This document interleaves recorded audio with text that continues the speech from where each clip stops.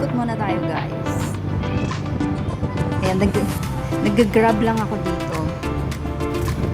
Ayan, nakita niya yung helmet ko. Ganito yung helmet dito. Hindi ko alam anong tawag dito. Half face pa. Ayan siya. Diba? Mabait si Kuya Ryder. Diba ang cute ng helmet? Pag nalaglag ako dito, good luck.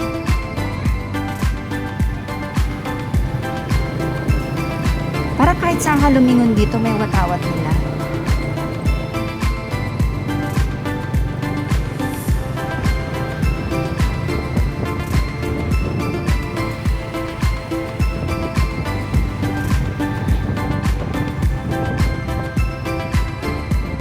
Ayan, maraming puno sa gilid ng kalsada.